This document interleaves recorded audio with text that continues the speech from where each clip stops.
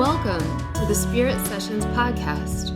I'm your guide, Katie Silcox, bringing you your weekly self-love soundbite. Join us, where I'll help you find your true spiritual home, where every single aspect of you is holy ground, holy ground, holy ground, holy ground.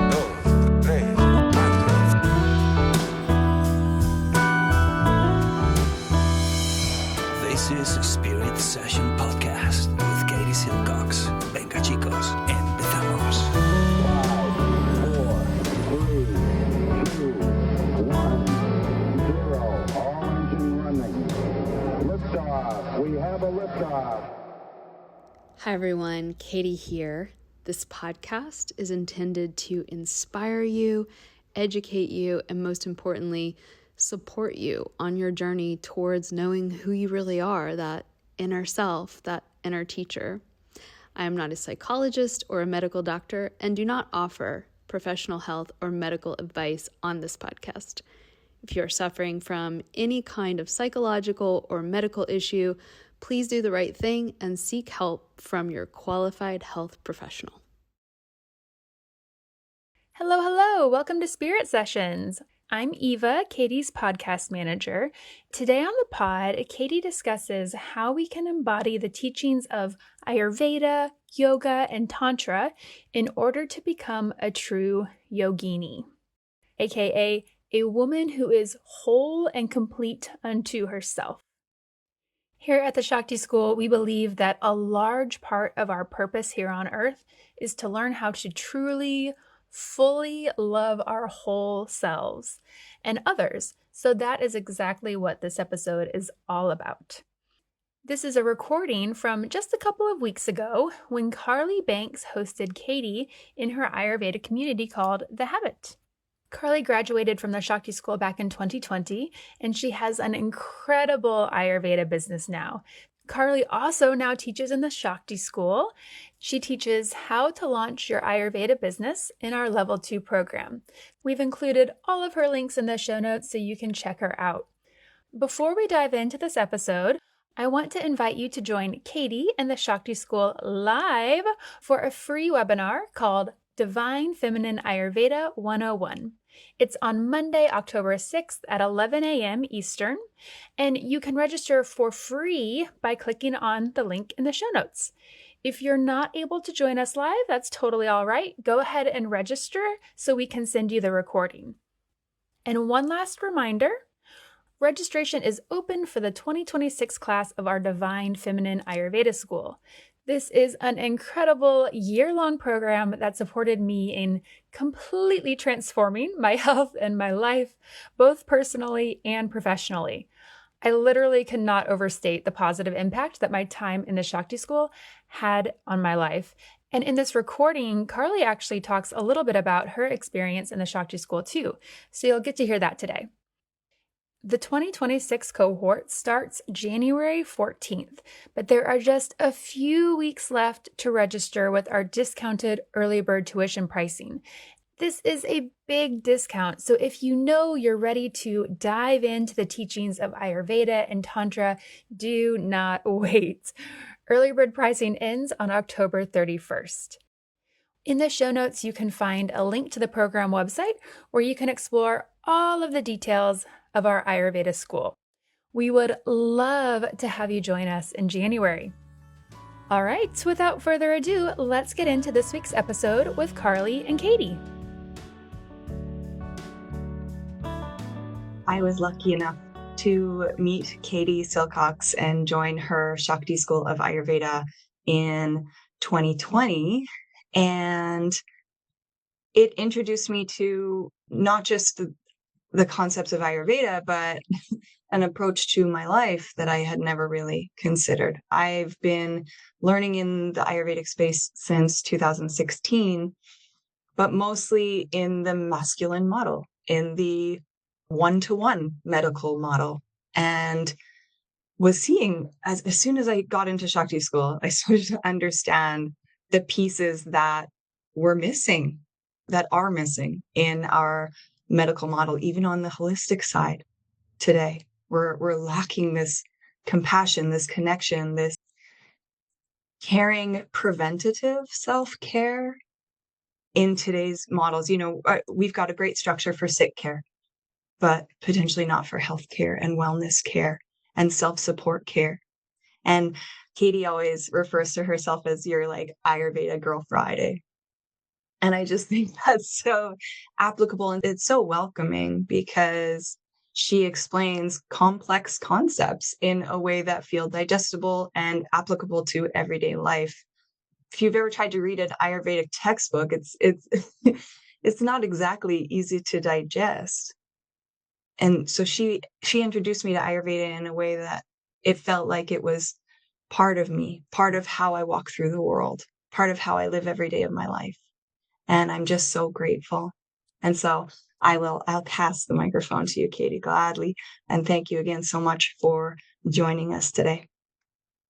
Wow. That's one of the most beautiful intros I've ever had. And, we loved having you, and now Carly is a part of our school and she teaches for us. And so it's been a real win-win for both of us. Welcome to this talk. We're going to be together for about an hour. And I've been studying the brain and human beings for over 20 years. And apparently human brains can handle about 45 minutes of information before they begin to get bored. So I hope to give you about 45 minutes, and then we're actually going to do a practice in our bodies, which is how we like to roll at Shakti School. And I'm seeing a lot of new faces, and that's always really fun for me. And coming through Carly, I can just feel the depth of your heart and your minds. And I'm just really honored to be here first and foremost and be invited. A little bit about me. I started studying tantric yoga when I was 20 years old, and I'm 45 now. So it's been 25 years. And I've never, ever, ever gotten bored. I am always amazed at how this just keeps growing and deepening and getting, in some ways, so much harder, and in some ways, so much easier. And I very much consider myself, first and foremost, a student and a practitioner of whatever we want to call this. But what it really is a path to awakening to parts of us that we don't even know that we have.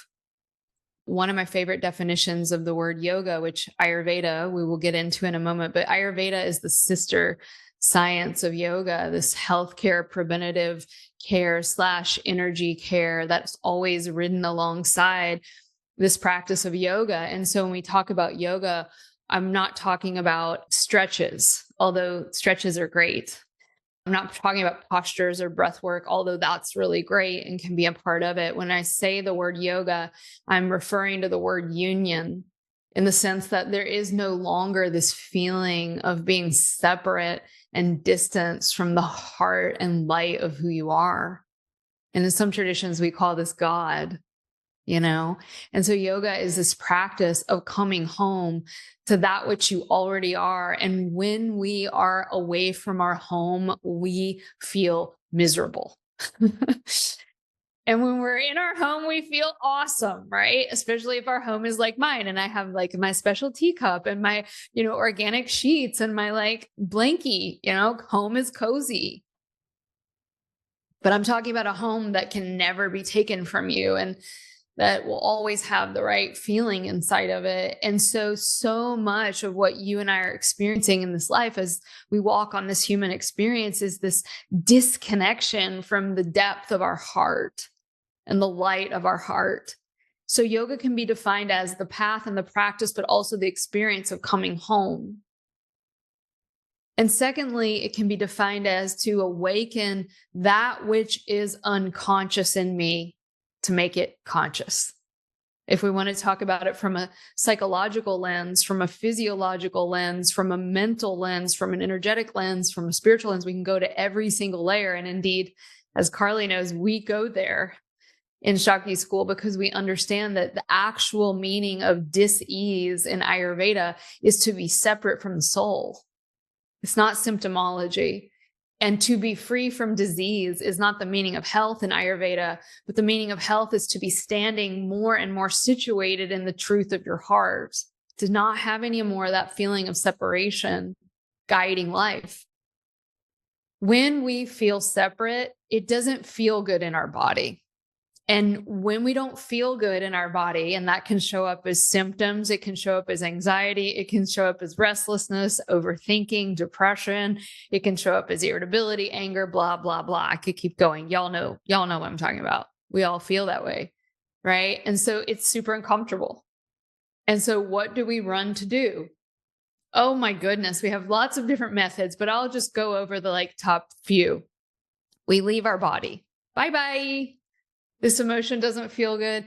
So one of my favorite ways of leaving is I go into the thinking part of me, because that makes me feel smart and good. And like I've got some semblance of control. One of the biggest ways that I notice the women that are attracted to our school leave is through overthinking. And sometimes we call it worry or rumination. And so if you're an overthinker, like I've got my hand on your heart and I just love you so much because I know. And so another way that we can leave is through addictions. And I use that word really intentionally because all of us are addicted to something. It can be little things like shopping on Amazon, no big deal, right? A little bit of this, a little bit of that. Or it can be the big things like drugs or alcohol or porn or love addiction, sex addiction, social media, news addictions, podcast addictions, food addictions. Y'all know we all have lesser and greater extents to all of these things, but our addictions and afflictions and compulsions and seductions can be really obvious and like mess up our life. They can also just be really subtle and mess up our heart, right? And so much of this practice is about being okay with not being okay. We start from this radical place. Carly talked about this beauty of what we call feminine form. And in feminine form, we have feminine form and masculine form equally represented. And the feminine form is that we are gentle and soft and non-judgmental around the truth that no matter how much work we do on ourselves, energy is always going to be moving through us.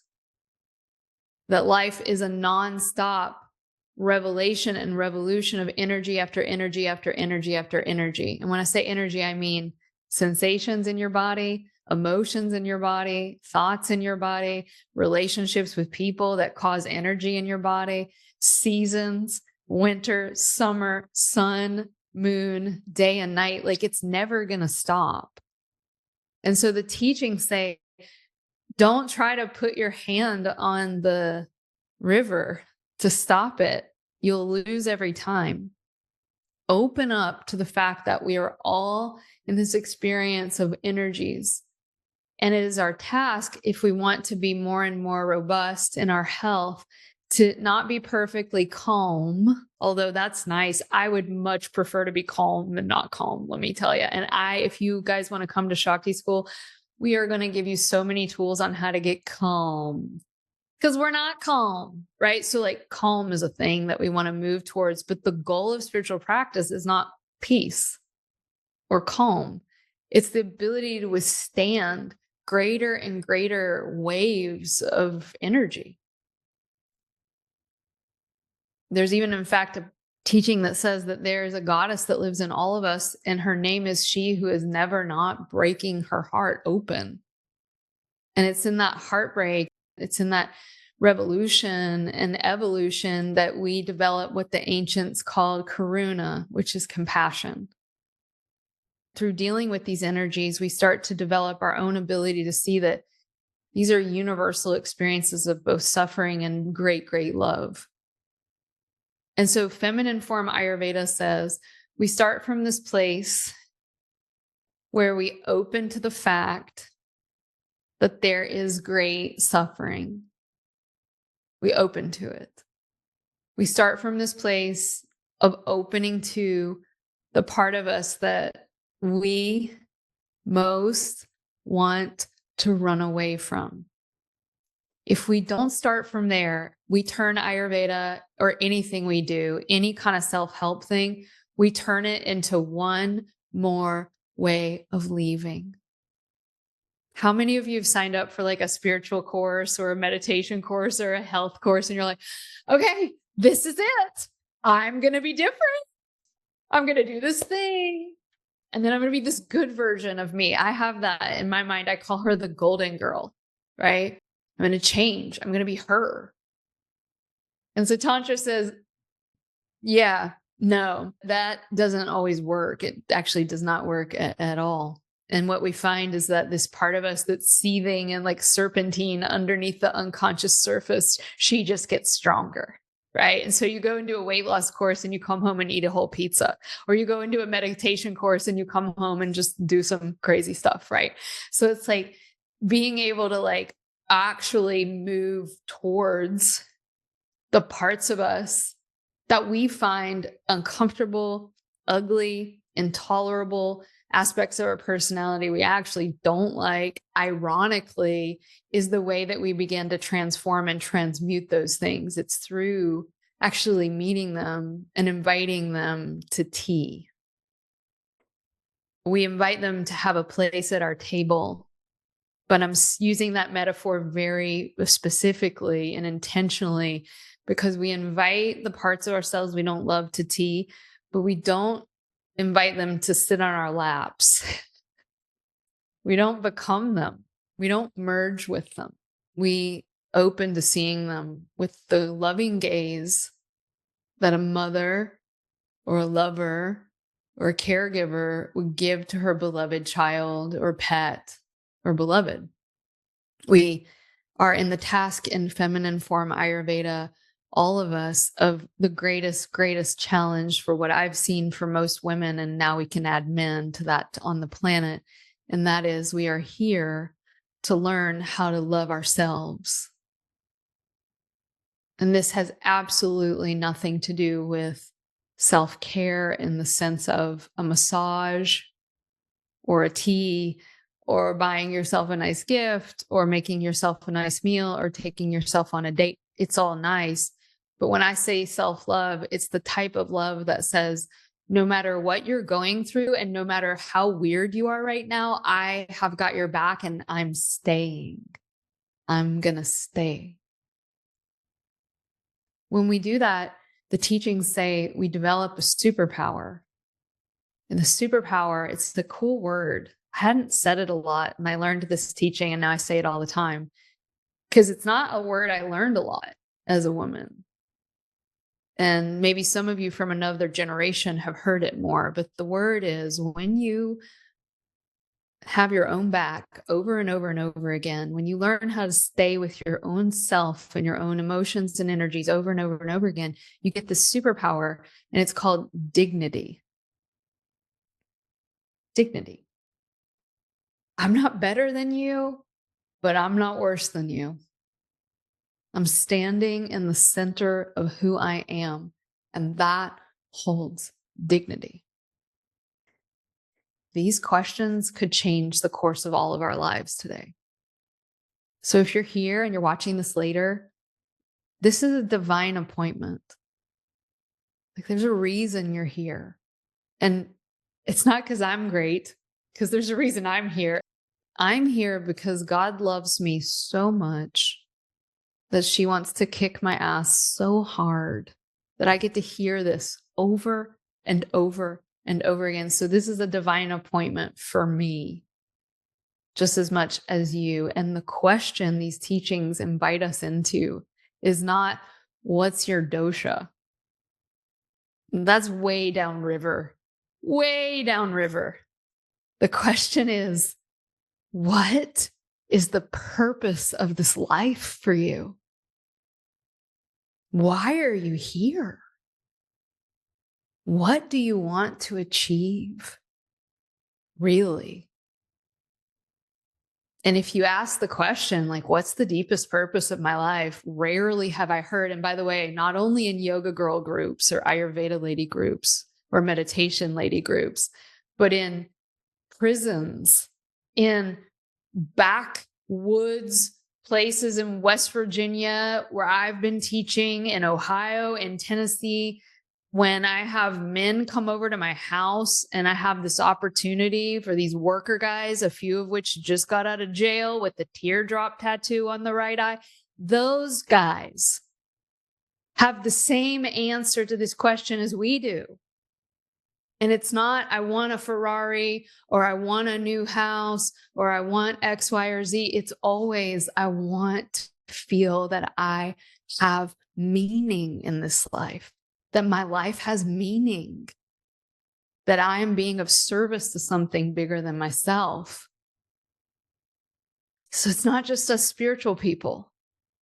It's the core of every human longing is to understand who I am and how I am uniquely equipped to love others through service. When we do that, the teachings say you will feel not happy, like, yay, but you will feel contentment. You will feel joy that springs from within. And so one of my favorite definitions of the word yogini is she who is whole and complete unto herself. It's not that she's an island that doesn't need friends or family or lovers or pets or cozy, comfortable clothes or sheets. Like, yay, get all those things, right? But it's this deep knowingness in our hearts that nothing on the outside will ever fill the hole. Nothing will ever balm the wound, but you to you. And so when we talk about feminine form Ayurveda, this is kind of where we start from. The big questions. What do you want to do with this one, possibly, maybe more, sacred life? The second question that comes after the first is, because death is the only thing that's certain and the time of death is not, what is the most important thing right now in service of that purpose? And that's a tattoo that I have all over my astral body. I don't have any on the physical body. Because death is the only thing that's certain and the time is not. What is the most important thing now?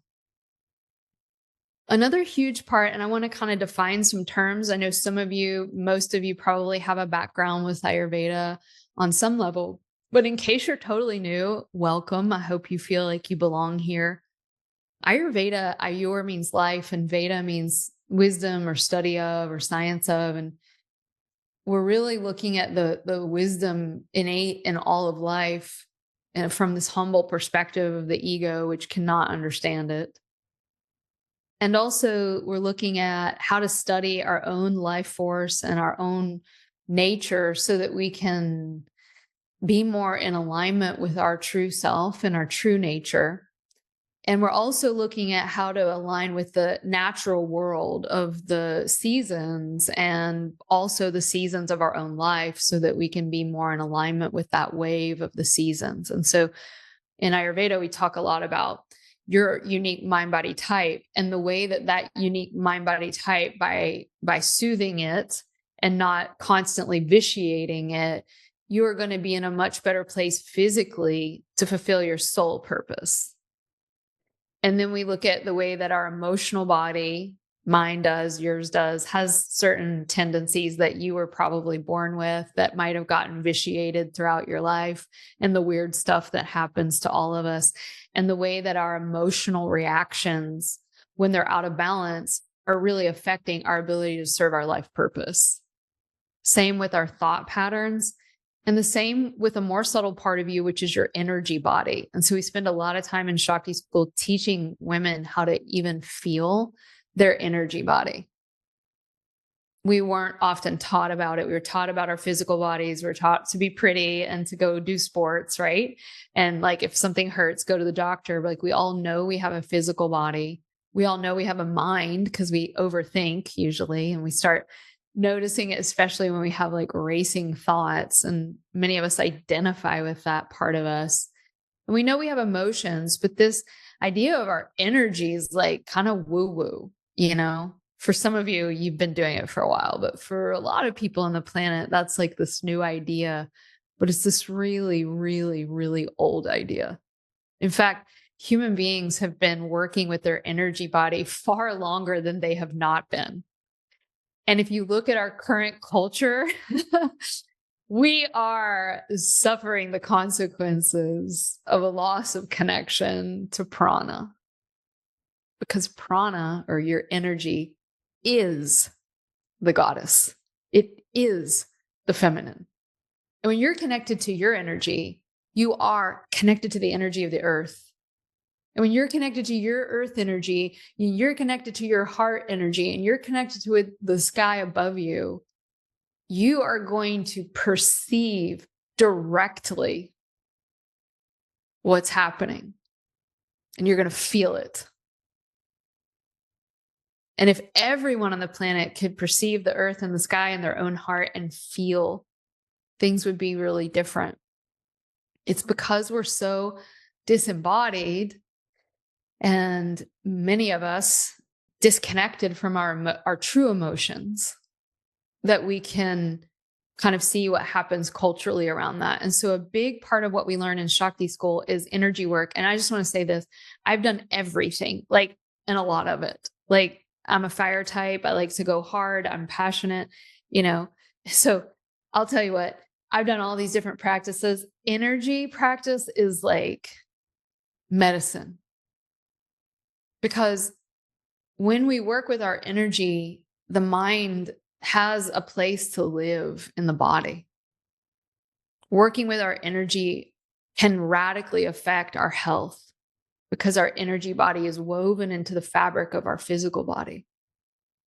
So a part of feminine form Ayurveda is not imposing a new set of intellectual, codified, formulated rules from the top down, meaning logical brain down into you.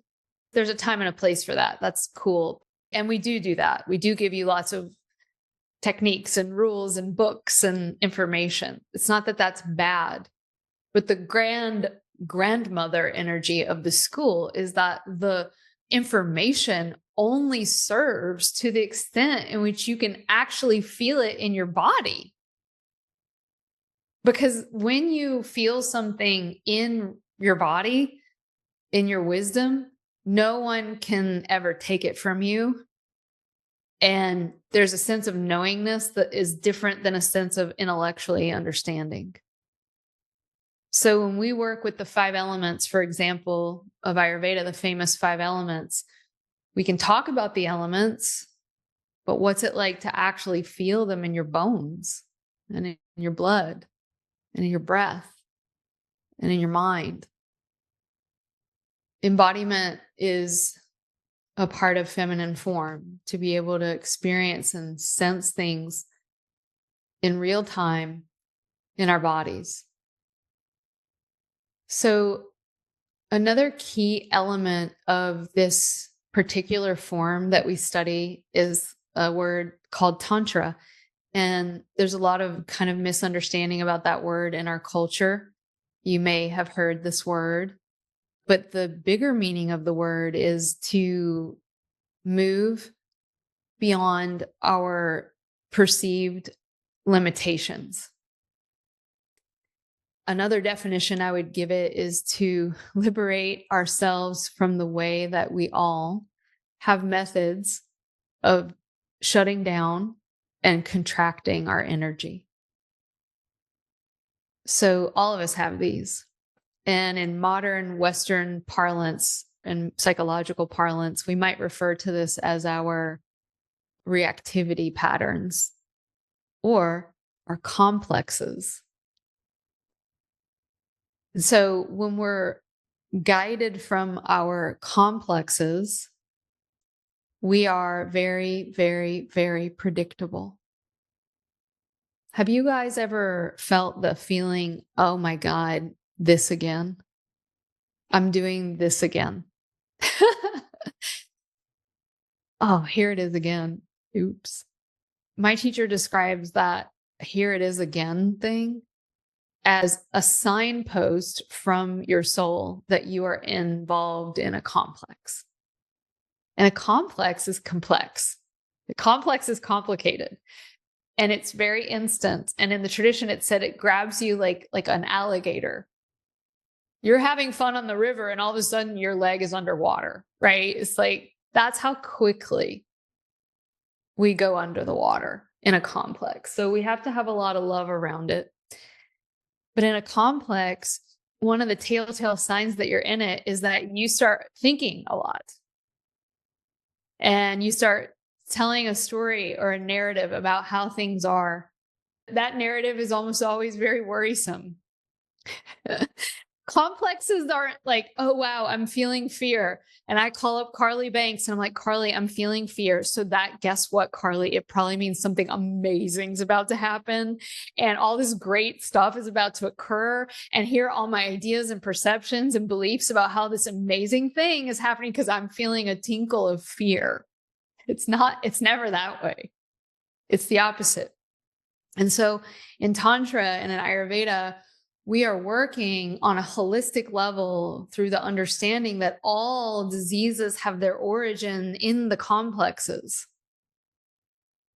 Now, that doesn't mean that if you get a gnarly disease, it's your fault. Not at all. We're all working with our complexes in this life. But when Ayurveda speaks about our imbalances, we're talking about these subtle fluctuations in the mind that cause our bodies and hearts to constrict and create great suffering.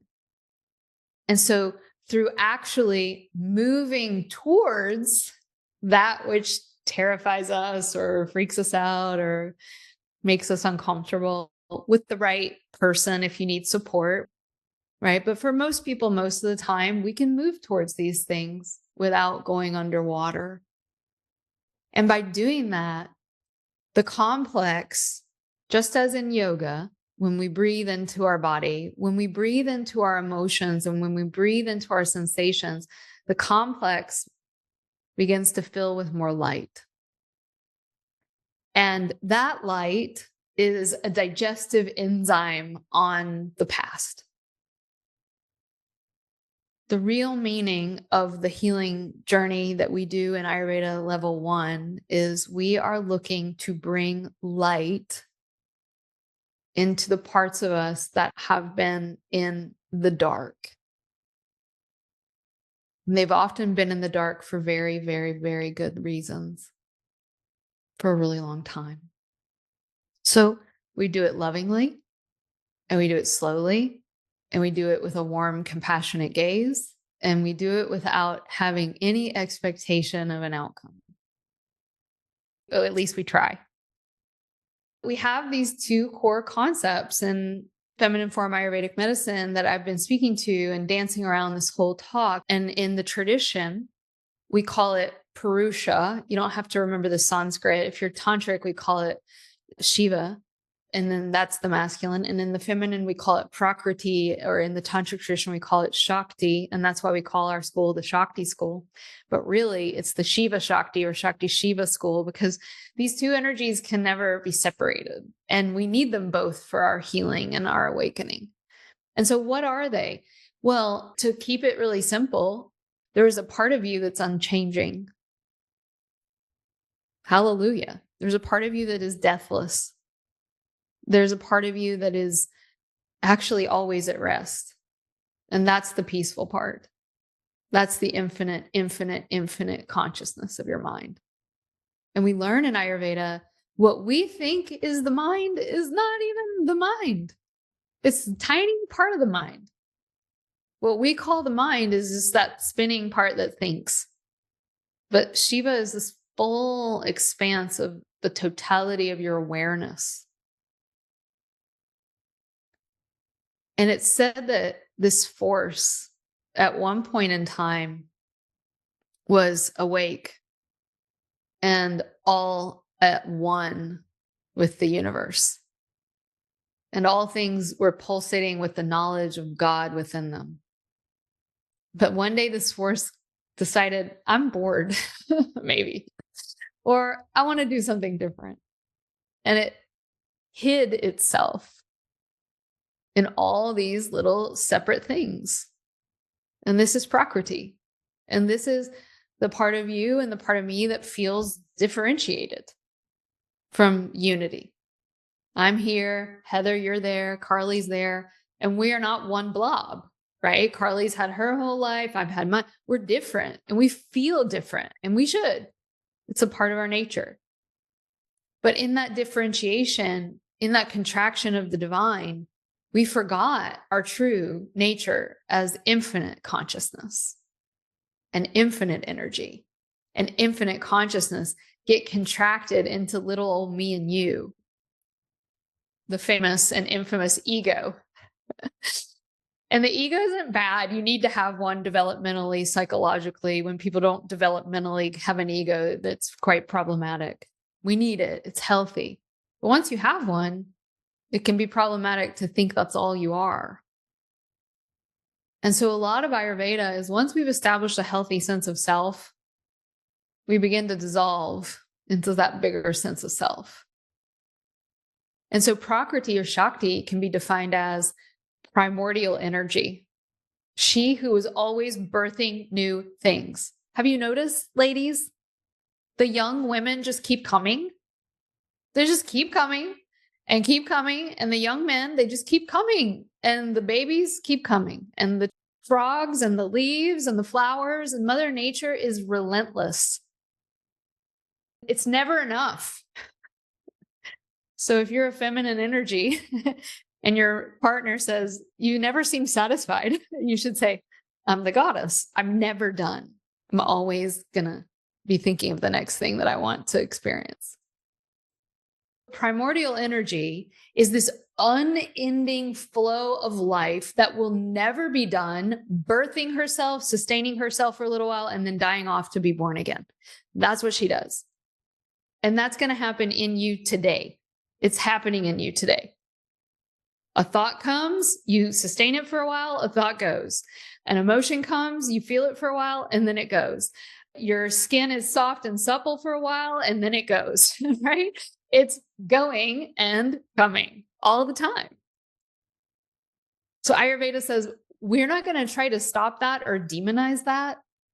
We're going to honor that and open to that, while at the same time cultivating this capacity to not get sucked into every single change and vicissitude of life, to be able to cultivate this part of my mind that no matter what the goddess is doing inside of me, as me, can remain unwavering.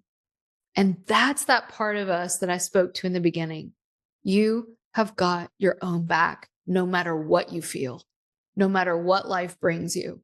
You have got your own back. And when I say that, I mean, you're going to be present for yourself. And you are going to watch when you're not, because that will also happen. Shakti and Shiva are kind of these two philosophical ideas that we attempt to experience and enter into. And when we start our school year, we often talk about the basics of Ayurveda. And I'll share those with you all if they're new to you. The basics are health can be seen as like a three-legged stool. One leg is your practices, your habits, and your emotional and mental relationship to food. Seems like, yeah, okay, food, nutrition, but this is such a big part of Shakti School because it's our original relationship to the goddess herself. Our relationship to food is our relationship to mothering. It's our relationship to nurturance. It's our relationship to oftentimes our own birth mom and experience when we were really little around being loved and nurtured. And so Ayurveda understood that none of us on the planet had, by the way, perfect moms. You were lucky if you had a good enough mother. And those of you that have children right now, you're not supposed to be a perfect mom. They don't exist. Good enough mothering makes healthy kids. Take the pressure off, right? But none of us got perfect mothering, and Ayurveda understood that. And so such a big part of Ayurveda was the archetype of the divine mother. We learn to bring in this archetype, this energy, this awareness of the part of your own heart that can mother you now in relationship to food. So we start from that place. And the second part of the stool, the second leg, is our relationship to sleep. But it's not just nighty night. It's really our relationship to our capacity to rest, our capacity to surrender. That's what sleep is. Sleep is saying, I surrender. It's our capacity to let go and drop down and trust. So Ayurveda says health rests on your relationship to food and the way you feed yourself, your relationship to the rest and the way you allow surrender and trust in your life. And then the third one is no big deal either.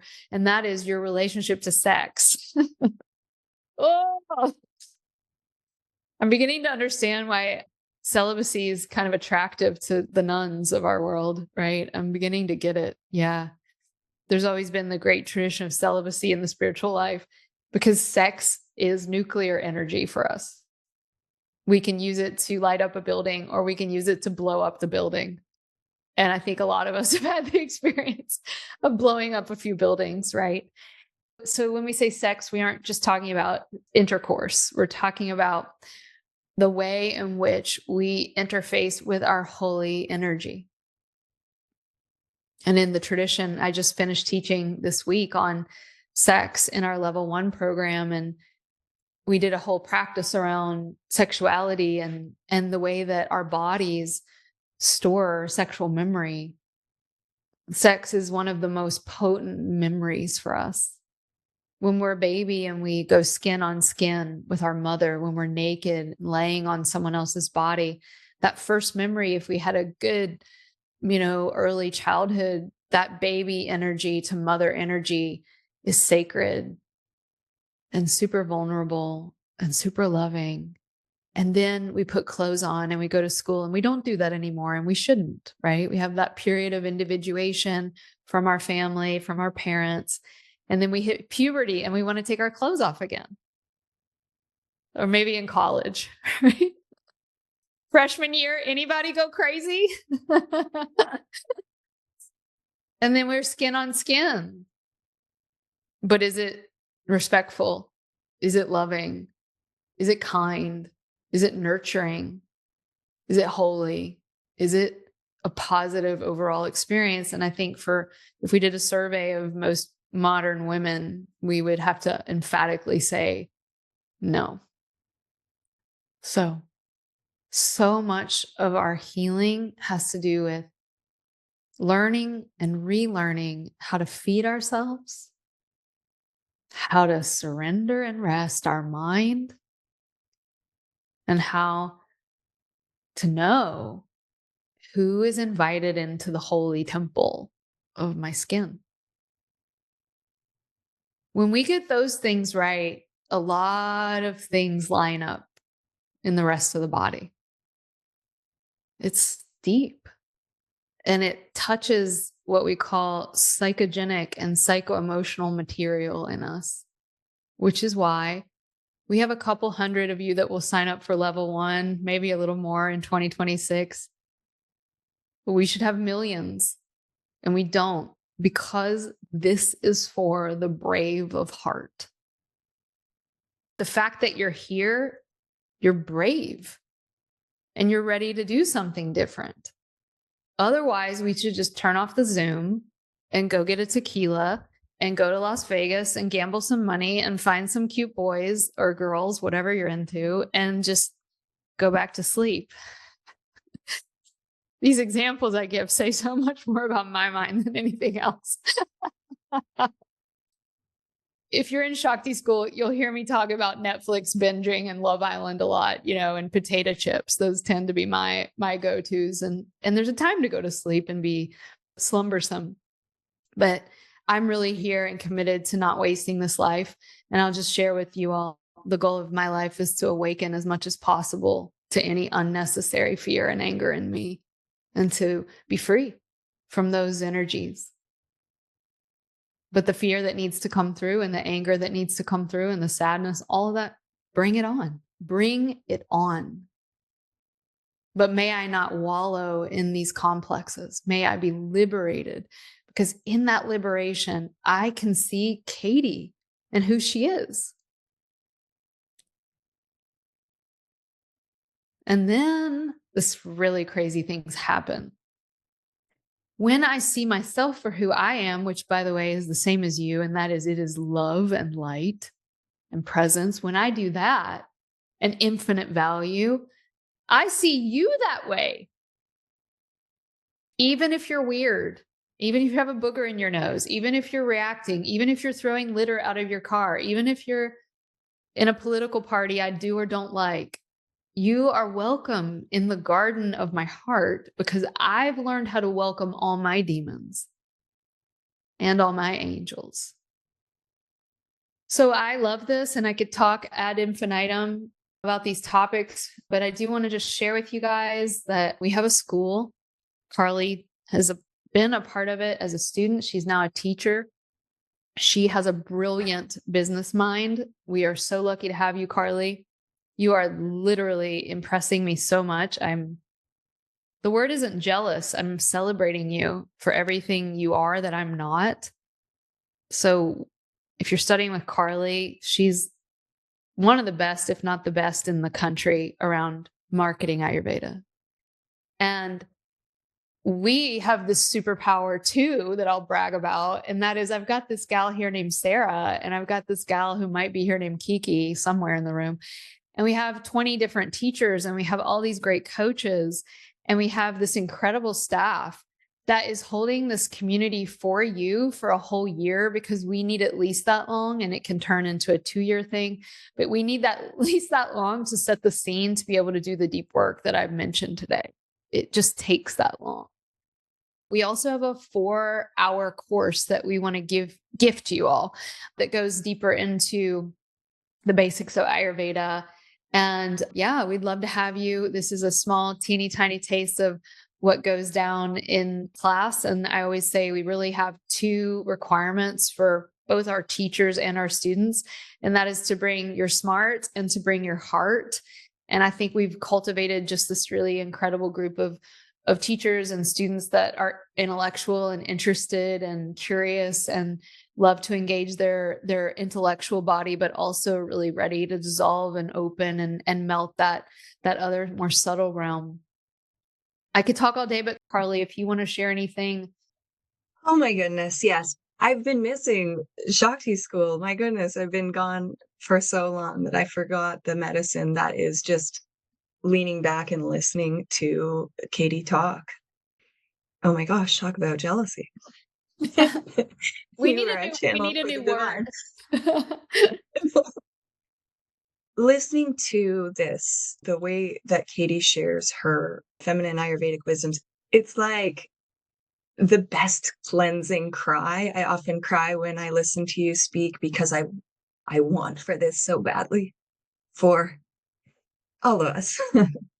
Or it's like, I grew up outside of Toronto, so I was like a participant in the rave scene. And it's that feeling where you take maybe a little psychedelics, and then you realize that life is so much bigger than yourself, and that you have this capacity to love beyond measure. And what if life could just be like that? And what if we could all continue like that? I mean, I share about like dinacharya and the little steps to the great daily routine. And I'm very like introducing people to the foundations of Ayurveda in my programs. But we don't realize, we don't always think about how it's these one step at a time practices that really open us up to capacity for holding bigger energy, and this capacity for belief in a bigger energy. And when you can walk these little daily routines and these practices while having teachers like Katie, like all the other members of the faculty at the Shakti School, there's like 40 different teachers or something now. I don't know. I always say 20. There's between 20 and 40 teachers. This is how feminine form Katie is. But like all walks of life, there's doctors and therapists, and coming in with the more technical brain, the more scientific brain, the more energetic brain. and weaving it into this group consciousness where we all just feel like family. And every time we meet, it's like this. It's like this coming home. It's like this, like, radical self-realization. I remember walking down the street, and I would walk often in the woods while listening to the class, and just having these like come to Jesus moments of like, my heart has never felt so open. Yes. Yeah. And how do we integrate these big experiences, whether it be in a class or a meditation or a rave? How do we integrate that into the fabric of everyday life is another meaning of the word tantra, to weave what we're learning in these boundaried courses or practices that allow us to practice for being able to do it in real time with your husband or your coworker or your parent or your child, like where it gets tricky and dicey. And those complexes really are like, we've just done 2 whole modules in level 2 on fear, and the way that fear really hijacks the whole system. And the challenge with vata, the challenge with fear, is that it's so instantaneous. Our reactions are called reactions for a reason. They're not called pause, then do. They're called react. It's instant. And so that pregnant pause between reaction and response, neurologically even, changes the brain, but it takes time. And I think giving ourselves something like a year where we're held over and over and over again in these higher mind, higher heart vibrational principles that I, as the founder, have to be coming back to, reminded of. You know, I have a teacher that I meet with as a mentor every single week. She's my Shakti school because, as you know, when you run a school, it's different than being a student. But being able to soak in the Shakti school and soak in that weekly, if I didn't have that, I will tell you guys, I don't know who I would be, but she would probably be, you know, drinking tequila, and who knows, it would have been ugly. I'm not an easy human, is what I'm saying. So if I can do a huge change in this life, anybody can. Anybody can. So we've got about 5 minutes left. Carly, with everyone's permission, I'd just love to guide us in kind of a closing embodiment meditation. Does that feel good for everybody? Yeah. I'm going to teach you guys the most amazing practice. We do it every single week, with me at least. We start the year this way, and it's called the grounding practice of energy. And it's something I do every day. And it's kind of the first step in working with energy. And I'll guide you guys through that. And really, all practices emerge out of this practice. Without being grounded, it's hard to go anywhere else. So if it feels okay, just go ahead and take a seat. You can close your eyes if you'd like. And just start by getting the sense of the dignity of your spine and your body, and the dignity. And then letting the inhale happen and feeling the inhale in the pelvis, the pelvic bowl. And that's a little different than what you may be used to. And it's just like feeling like the inhale can really expand the pelvis.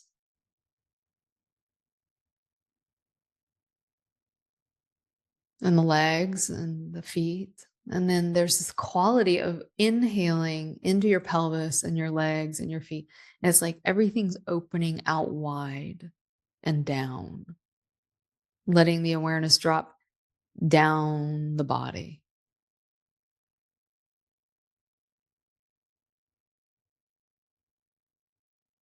And we're not only aware of our physical body, but we may sense there's this electrical body all around us that's beyond the physical.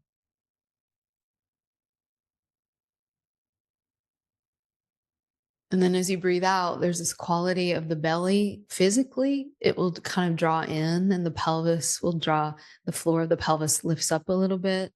The diaphragm draws in, and there's this quality of contraction. And there's this sense of things gathering in you. filling you up again.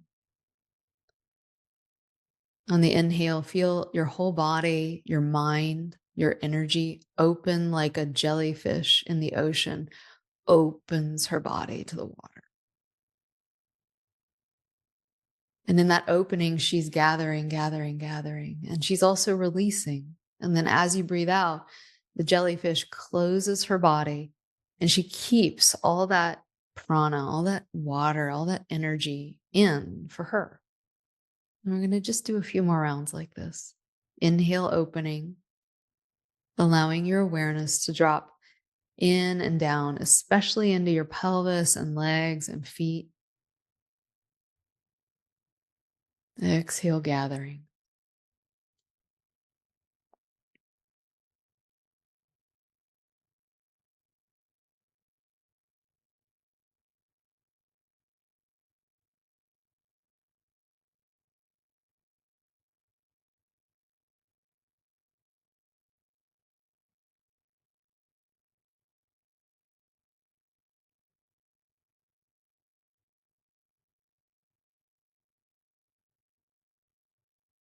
And it's normal as we do this practice of working with our breath and our energy, our thoughts will go to the future or the past, and you can just see them and don't demonize them and just come back to the breath and come back to that feeling of opening in and down.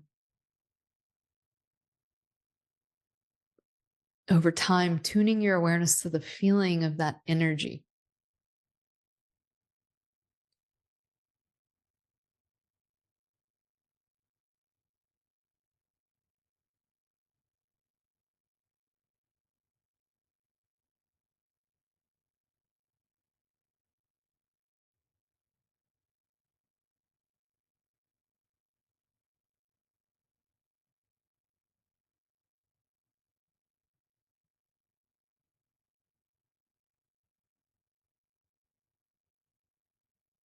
So to be fully grounded, it means that our consciousness, our awareness is dropped all the way in and down our body into the earth.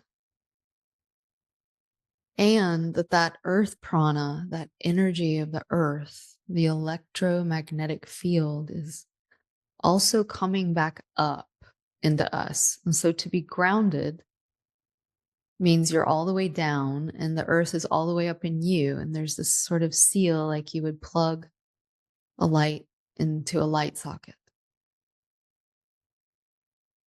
You're simultaneously grounded, but you're also being charged and energized by the current beneath you. And so often when we leave our bodies for all the reasons we leave, it's hard to stay in our body. But when we leave, we miss out on this natural energy that can provide so much more intelligence and dimensionality to our perception. So just taking a few more rounds of this grounding breath, this grounding energy.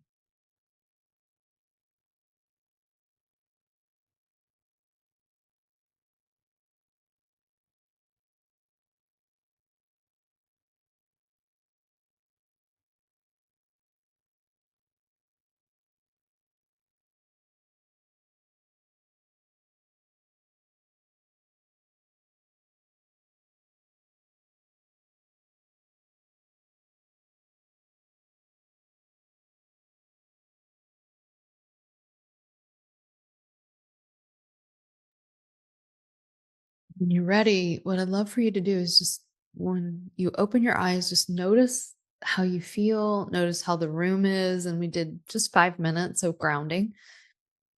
And see if you can just sense perhaps a little difference. And all right, you all, thank you so much for your time and information from the class. And Carly, I'm just so grateful for the opportunity to speak and share about our school.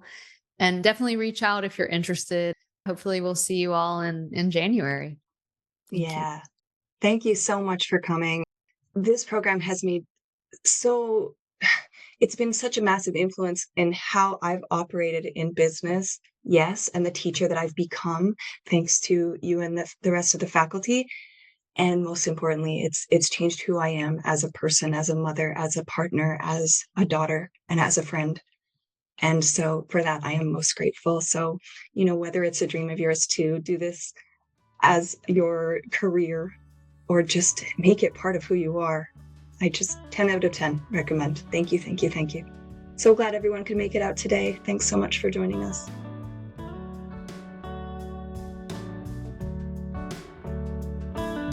A big special thanks to Kevin Carlisle of Goodbye Gemini, who wrote this beautiful podcast music, and to DJ Juan Pablo Jimenez in southern Spain for mixing it and making it magic.